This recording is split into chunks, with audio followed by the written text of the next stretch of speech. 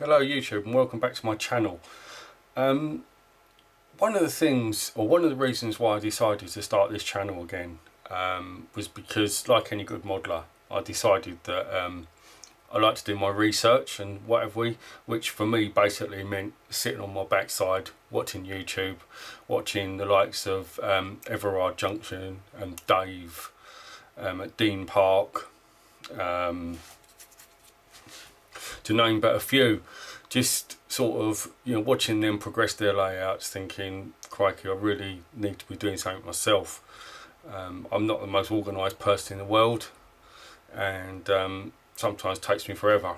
So I decided that maybe doing something on the channel would actually sort of inspire myself to actually get on and do some stuff, and maybe inspire others as well to perhaps do a little bit. Although my channel, as with most YouTubers, it's not sort of like, I don't sort of do this sort of thing to say this is the hard and fast rule, this is how you must do it, because we've all got our own ways of doing things to achieve what we need to achieve.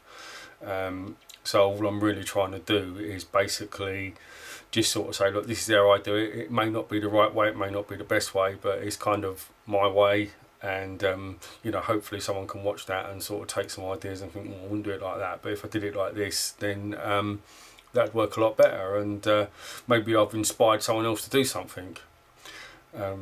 Everything that I do wagon wise and stuff, or loco wise, is all destined for the exhibition circuit, so it's all to exhibition quality whatever that is. So I do like to make sure that it's sort of about right. As I say, I'm sure that if you looked into it with rivets, nuts and bolts, it's not always going to be 100%, but when it's running past you at an exhibition, as long as it looks the part, then I'm generally happy with that.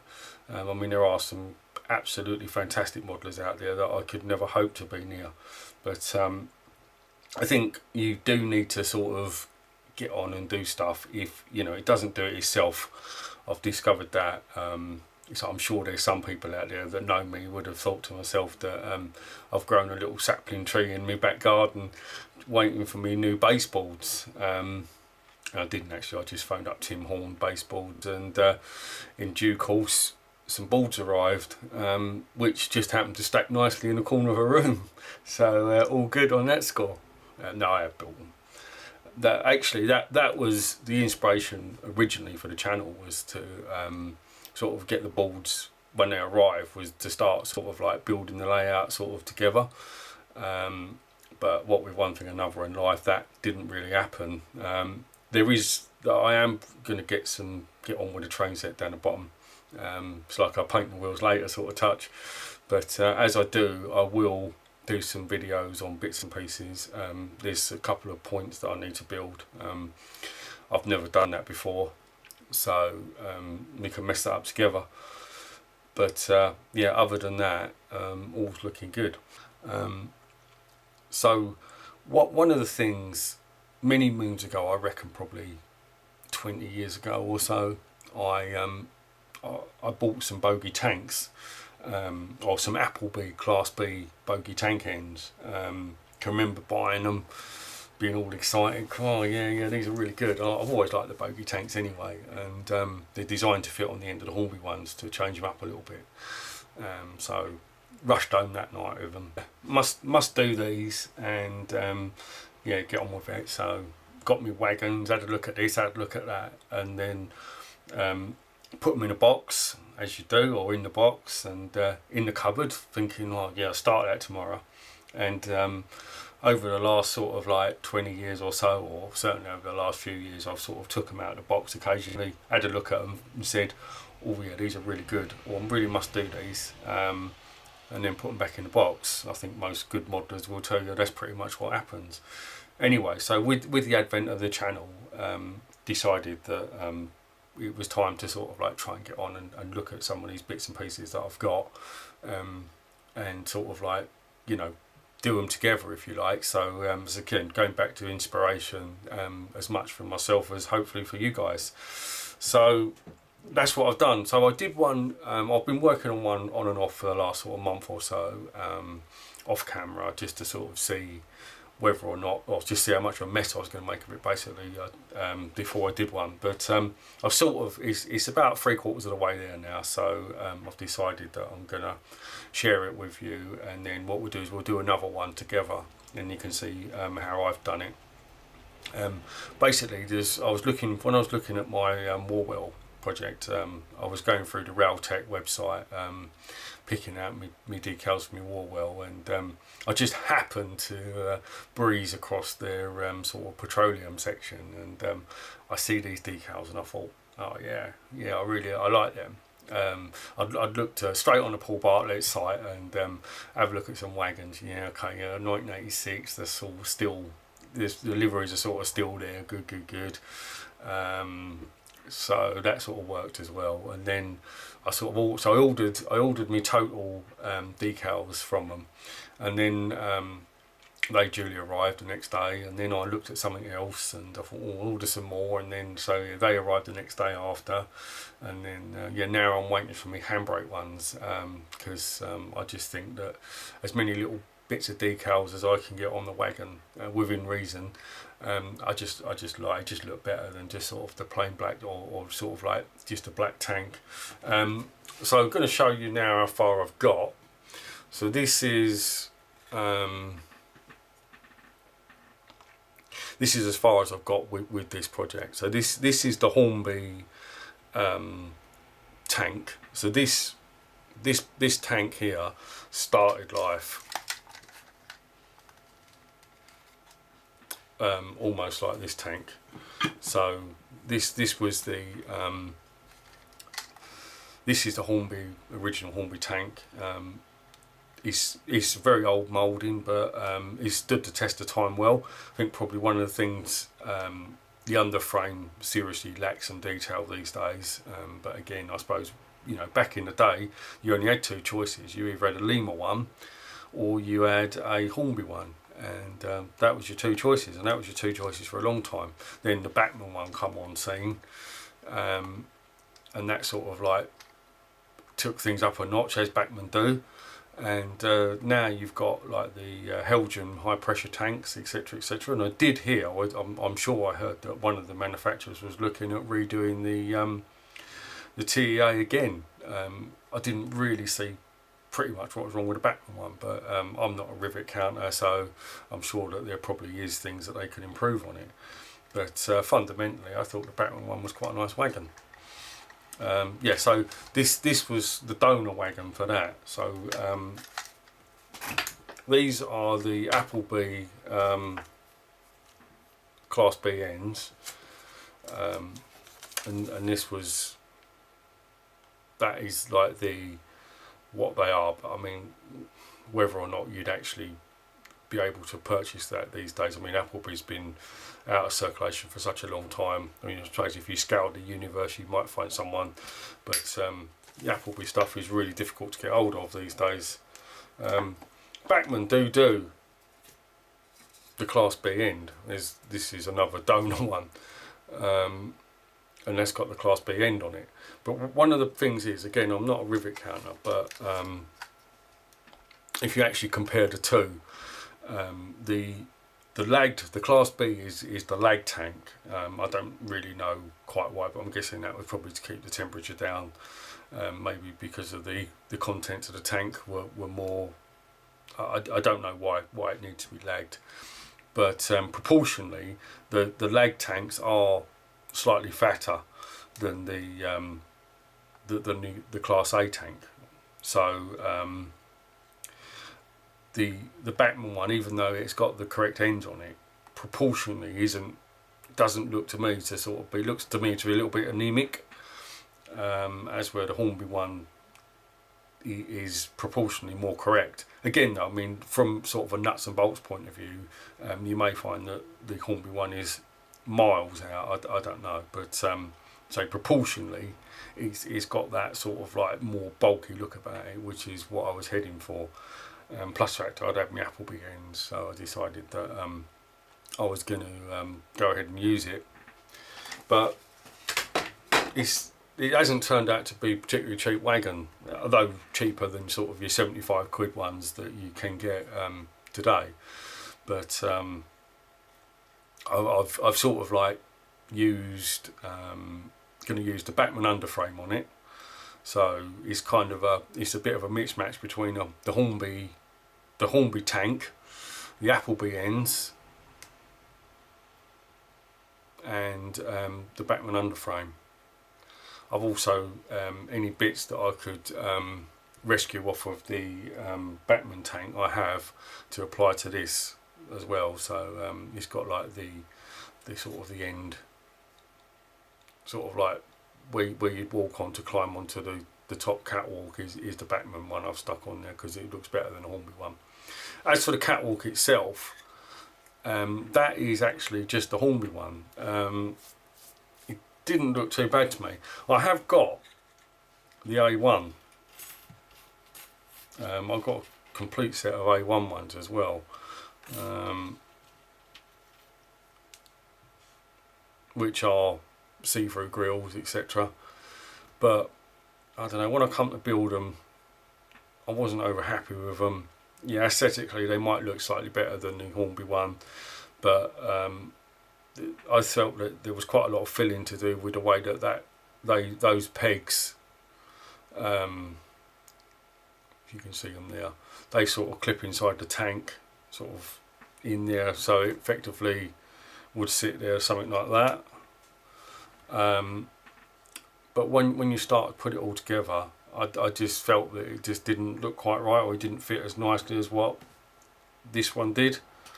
I know that obviously the original one was designed for it, so I just went with the original walkway. I've sprayed it up. I've also used, there's like a Dean Parker had suggested it, but there was like a Metal Man, like a paint or like a wash that you can go on there, then you sort of scrub it and you sort of get like a bit of a used Trek on it. I don't know how well that comes out, but that's why it's a slightly different colour, to sort of give it the appearance of like where people have traipsed across it. Yeah, so, and also as I said, this is going to be going underneath I've got a Bachmann underframe for it. So once this is complete, I will come back and show you the finished job. And as I said, what we'll do is the next one we'll go through together, and I'll do it step by step with you, and you can see what I've done, how I've done it. Yeah, but I'm quite pleased with that. Even just a coat of paint, even if you didn't go any further, maybe, or just a couple of different decals, has just transformed. I personally think it's just transformed the wagon so much from the Hornby one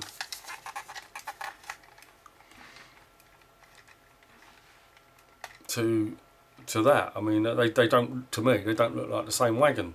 You know, you don't have to go through and do all what I've done. You could just sort of like, you know, respray the tank, and I think you've virtually got a new wagon out of it. But that's just my personal opinion.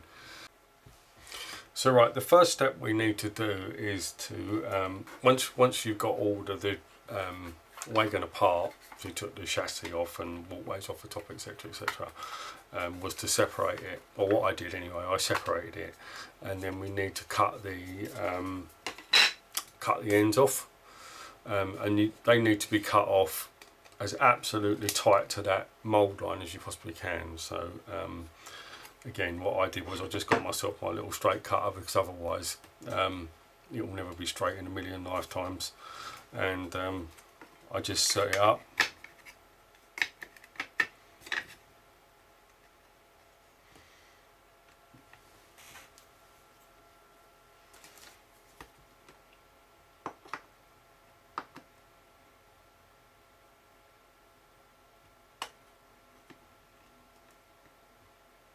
Sort of like there is just kind of a little tiny lip there, so I just set it so as it was on that lip, and then cut.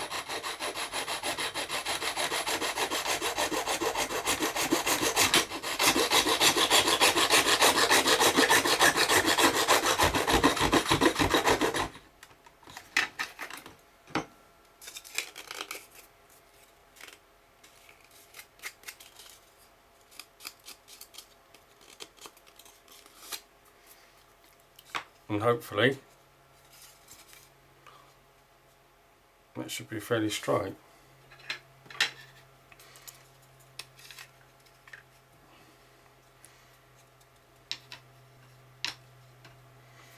Then repeat on the other side.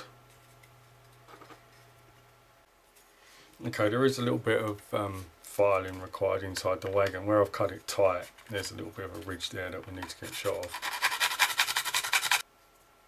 Okay, so there was a 2 or 3 ridges I've had to sand off in here because of, as I said, part of the mould, the original mould, was just on it, and because I'm trying to keep it as tight to the end as possible, that's what happened. But been round with the sandpaper now and got that sort of pretty much back, and the new end sits in there quite nicely. Again, that's quite a nice,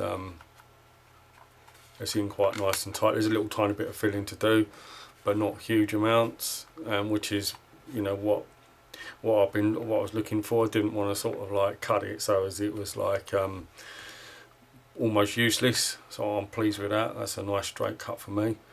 So yep, need to do that on the other end now, and then that's ready to be glued in and filled. So yeah, I'm pleased with that, and the transformation begins here. Okay, so that's the tank now with basically the new ends on. So the next job now is to glue this up, let that cure up, and we'll come back to it and continue with the next bit. Okay, so there's the wagon in primer now. There was a couple of little bits that I decided that I needed to just readdress with the filler, so I've just sorted that out. So what I do is I'll give that another coat of primer, and then once that's dry I'll apply the black, and then once we've done that I'll come back to you, and then we can look at putting some of the decals on it. So that's the next stage. Okay, right, so I'm ready to apply some of the transfers now. So what I'm going to do, I'm going to go through and do one side with you because it's a little bit fiddly, so don't know how well it'll come out on camera either. I'll try and do one side. I decided on this one, on the second one, not to put a big total sticker, just to make it just a little bit different. I'll still do everything else, but it'll just be the just won't put a total one on it. So I've got my first one now in the water, just de-sticking itself, hopefully.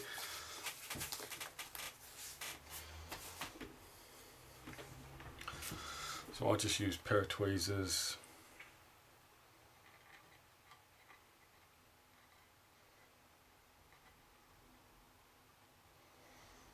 Hook it out. Bring it around to somewhere close to where I want it.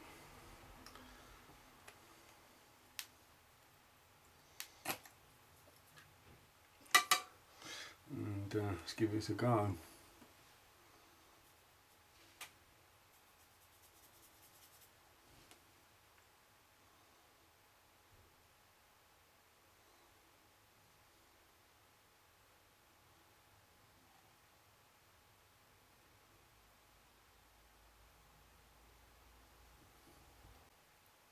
Okay, the next one to go on is the hazardous cargo.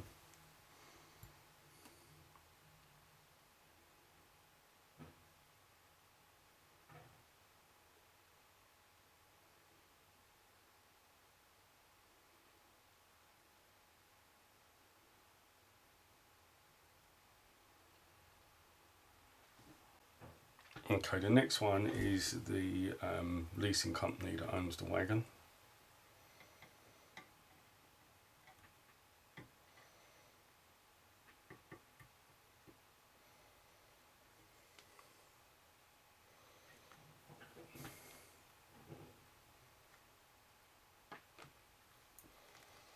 This one's starting to move a little bit already, but never mind.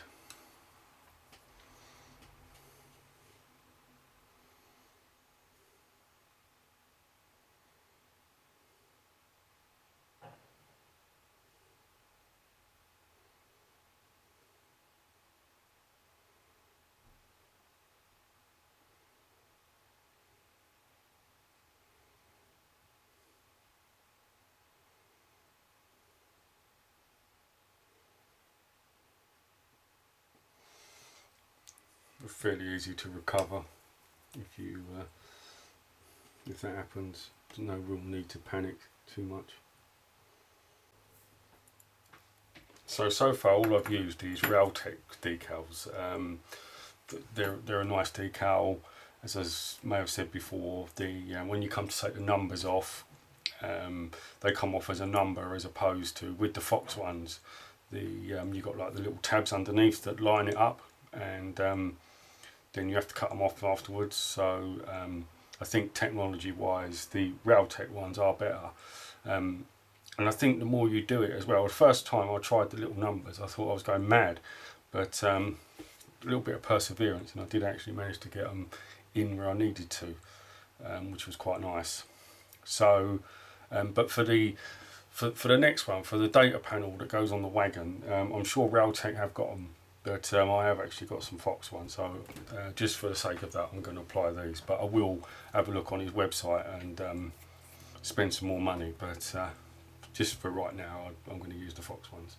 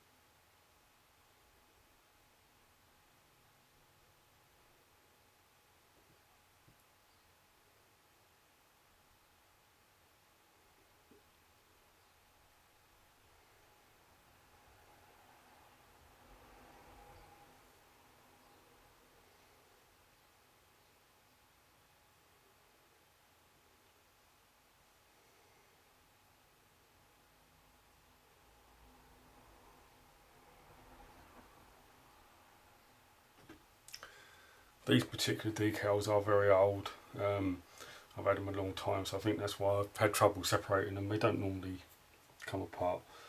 They come apart easier normally. But as I say, I think that these have been kicking around, and I think that they were in storage for a while, and I don't think they were in the best conditions.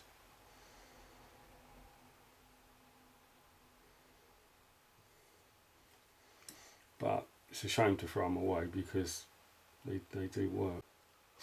So there you go, that's the almost completed tank. I'm not totally sure, and it still needs a coat of varnish yet to sort of bed it all in and seal the transfers. Also, I'm not totally sure about the weathering. I'm going to have to do something with the weathering because they didn't, or the sort of period I'm modelling, or the era that I'm modelling, sort of like the late 80s, all the pictures I've seen, they're really heavily weathered. I'm not going to go over the top, but I will have to put some sort of weathering on it. I don't think the coat of matte varnish will take it down far enough, which is probably a little bit of a shame, but it's got to look the part. So yeah, that's been a fun project to do. It's I'm really pleased with the results. Yeah, so that's it then. So you've got the Hornby tank, the Appleby ends, and the Bachmann underframe. And yeah, I think the models look smart for it. So as I said, I've still got couplings to sort out because I won't do that until I've varnished it, because I don't want them all getting gunged up with varnish. A couple of little bits I've got to do, but yeah, fundamentally it's about 99% there now. So I think from what we had originally